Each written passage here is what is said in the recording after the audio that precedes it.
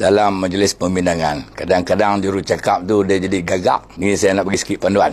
Cara nak jadi jurucakap dalam majlis pemindangan. Iaitu jurucakap sebelah yang meminang dan juga sebelah pengantin perempuan. Ni saya tunjuk cara nak minang. Assalamualaikum warahmatullahi wabarakatuh. Saya Haji Ahmad Faisal, wakil kepada rombongan. Dengan ini menyatakan hasrat kedatangan kami pada hari ini adalah bertujuan untuk merisik dan juga meminang anak dara ataupun anak perempuan tuan rumah. Kami mendengar kabar bahawa tuan rumah ada seorang anak perempuan bernama Zakiah. Jadi kami ingin mengetahuilah apakah Zakiah ini sudah berpunya atau belum berpunya. Kiranya belum berpunya, kami ingin meminangnya untuk dipertemukan jodoh dengan terona di sebelah kami. Jadi kita menanti jawapan daripada pihak di sana. Pihak tuan rumah pun jawablah. Saya Haji Burhan, mewakili pihak tuan rumah, telah mendengar hasrat daripada rombongan. Kami dengan ini menyatakan bahawa anak tuan rumah bernama Zakiah belum berpunya, dan sekiranya pihak di sana telah menyatakan hasrat untuk meminang, maka kami dengan ini menerima pinangan tersebut. Rombongan kata lagi, Alhamdulillah, terima kasih di atas penerimaan pinangan tersebut. Jika pinangan telah diterima, kami ingin mengetahui apakah harga mas kahwin yang telah dipersetujui oleh pihak di sana ataupun bayaran hantaran belanja dan apa-apa pemberian yang pihak di sini berikan. Pihak di sana pun jawablah, pihak kami telah meletakkan mas kahwin sebanyak RM2,000 dan wang hantaran belanja sebanyak RM10,000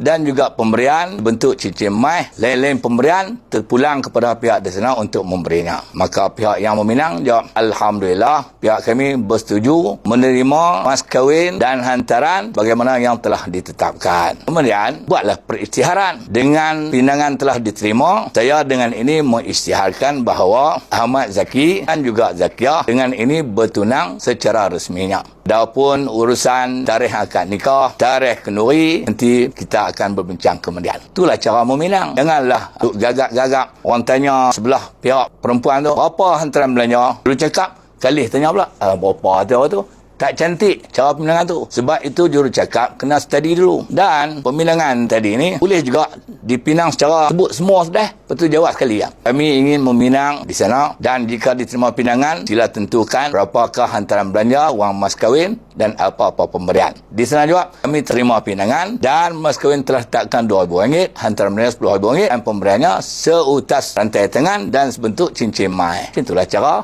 meminang. Kalau tuan-tuan nak selit adat tu tak ada masalah. Nak berpantun dulu ke, sila. Dia tak canggah dengan syariat. Tapi yang terbaik kalau minang ni, kalau orang alim ni, dia mulakan dengan khutbah lah. Kalau khutbah ringkas, cerita kebaikan perkahwinan, masuk meminang. Tapi kalau tak khutbah dah tak hati, tak apalah.